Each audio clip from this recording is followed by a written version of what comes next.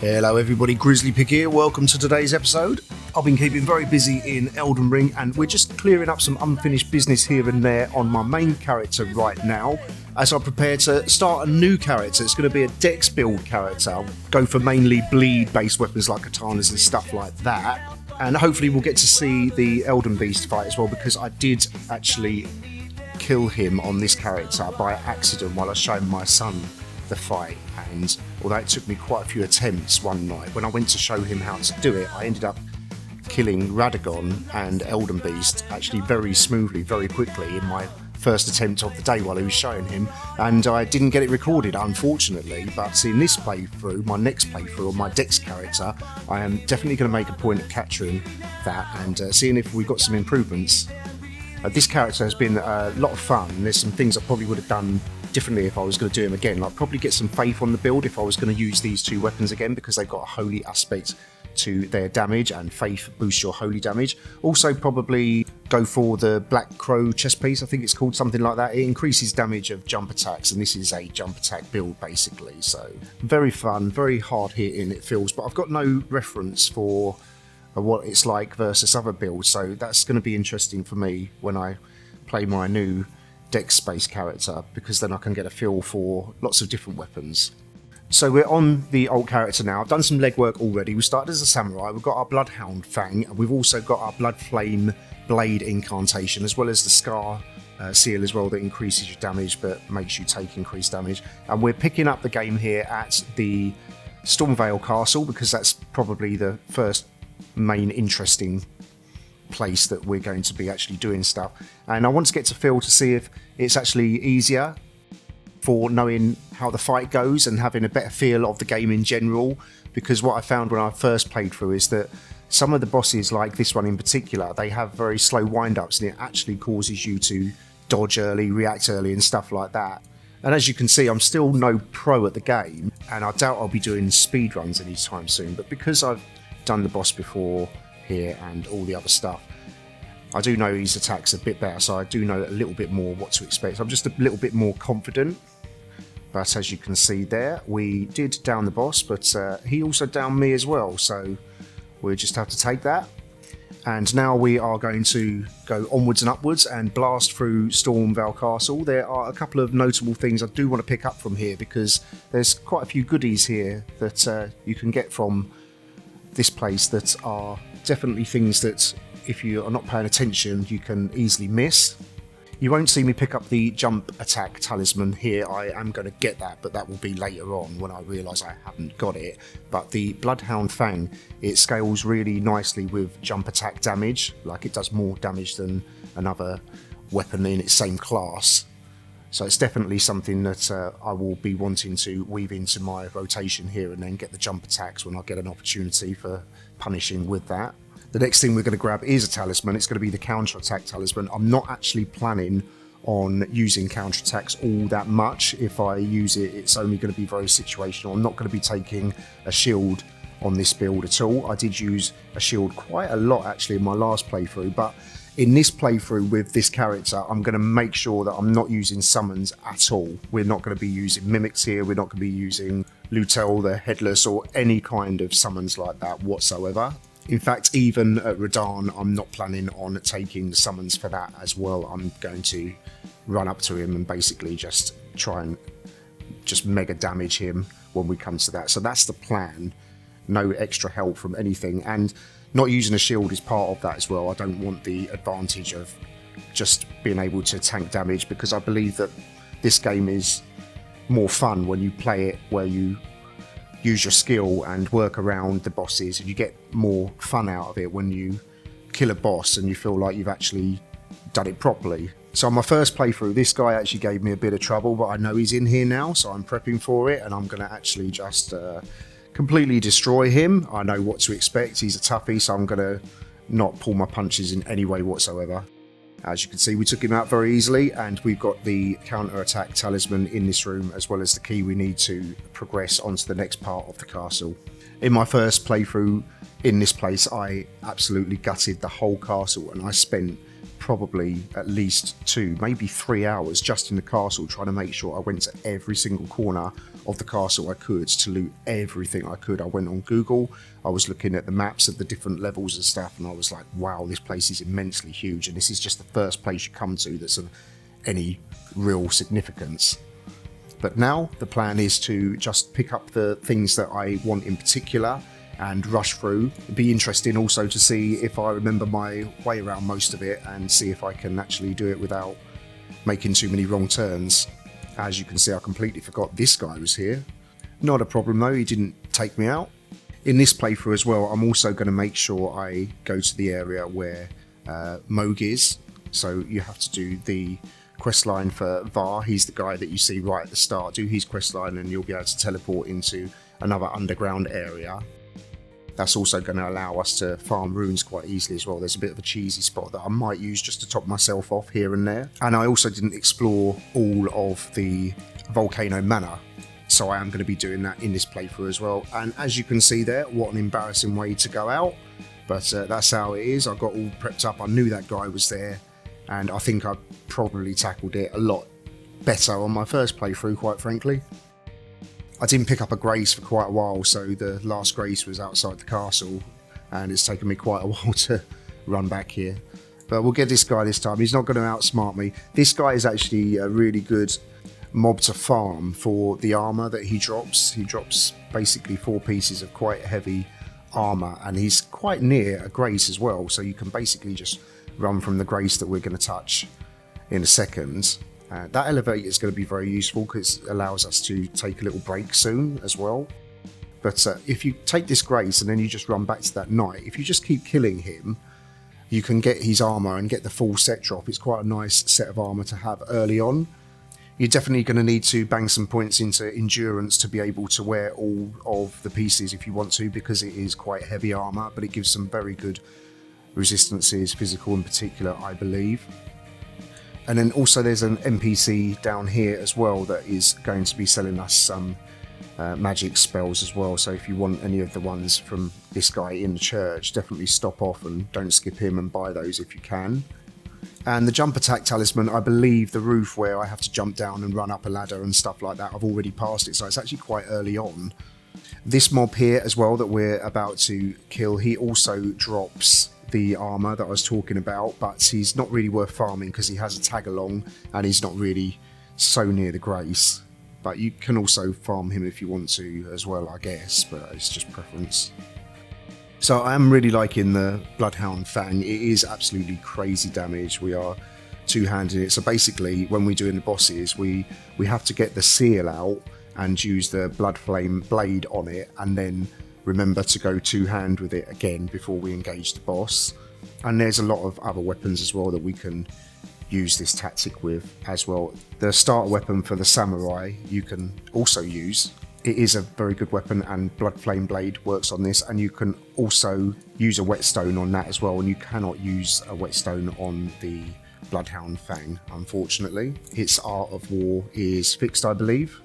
It also uses somber weapon stones to upgrade, so that's the reason why. The somber weapons you can't change the art of war, but the ones that use normal smithing stones you can change the art of war, and in doing so you can actually change the affinity of the weapon to give it better scaling in the stat that it's already in, or change the scaling stat completely. But that's a little bit more intricate. I didn't even realise any of this stuff in my first playthrough that you could do that, but I am going to be trying out Nabakiba. It's a very long katana that is a quite interesting weapon, and it's not a somber weapon, so I definitely want to give that a go and see how that is. I'm sure I'm going to find some places where that's actually very strong and the Bloodhound Fang is less strong, but I guess different bosses, different fights are going to be presenting different mechanics that are going to have different windows. Like some are going to favour other weapons over the Bloodhound Fang, and also some bosses are going to be highly resistant to bleed as well, so I might not even want to use the Nabakiba or the Bloodhound Fang, but we'll see what other weapons are out there. We are actually very near doing the boss here at the end of Stormveil Castle, but there is a whetstone that we need to grab first. But before we grab that, we are taking that elevator back up to the grace that we took earlier, just to do a refresh because I've got no potions left. I'm very low on HP, so that elevator is obviously very handy for us.